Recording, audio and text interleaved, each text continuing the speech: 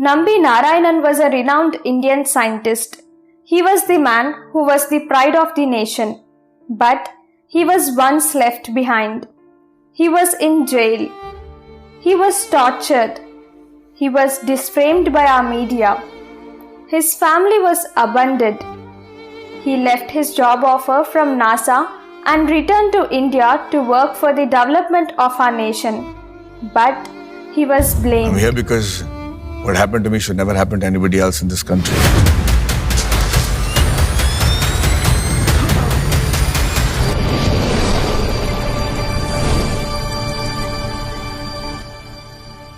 October 30, 1994.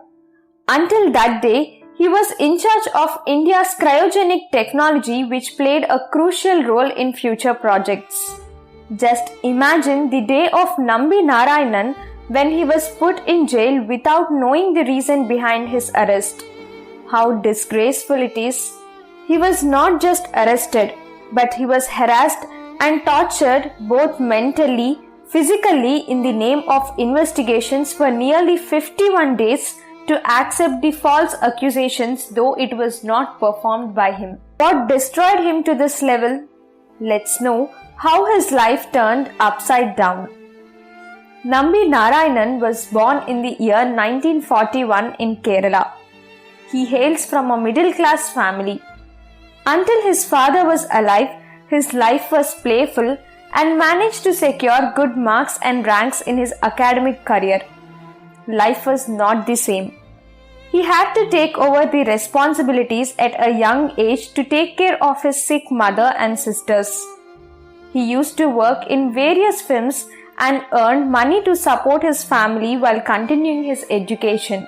Narayanan met Vikram Sarabhai, who was the chairperson of ISRO in 1966 at the Tumba Equatorial Rocket Launching Station in Tumba, Thiruvananthapuram. As Sarabhai only recruited highly qualified professionals, Narayanan enrolled at the College of Engineering in Thiruvananthapuram for his M.Tech degree. Sarabhai offered him leave for higher education as Narayanan earned a NASA fellowship and was accepted at Princeton University in 1969. Narayanan decided to return to India, though he was offered a job in the US. At that time, Indian rocketry was working with solid propellants under the leadership of APJ Abdul Kalam.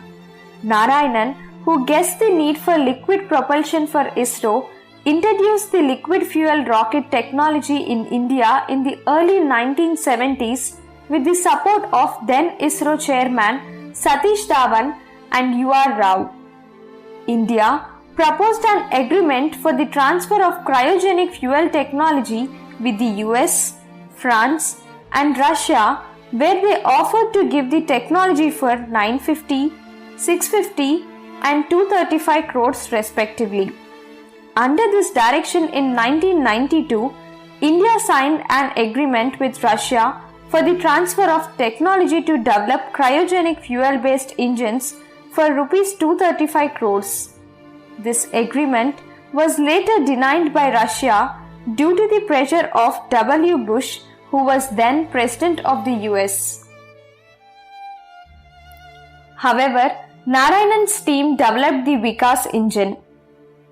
These initiatives by Narayanan were later used in ISRO projects such as the launch of PSLV C-37 rocket, which sent 104 satellites at a time into space, and also includes Polar Satellite Launch Vehicle PSLV that took Chandrayaan-1 to the moon in 2008. But his name was not mentioned in any of the success meets due to the spy scandal of 1994. What is the ISRO spy case? In 1994, Narayanan was charged with leaking defense secrets to two aligned Maldivian women, Mariam Rashida and Fauza Hassan. Narayanan and the other scientist D. Shashikumaran were also later accused of selling the secrets for millions. Narayanan spent nearly 51 days in jail and the interrogation continued. During the interrogation, he was forced to accept the accusations. Narayanan says he didn't receive any support from ISRO as the case is a legal matter. When he was just arrested for the allegations made, the media ran out in a rush and portrayed him as a traitor, spy, whatnot, many.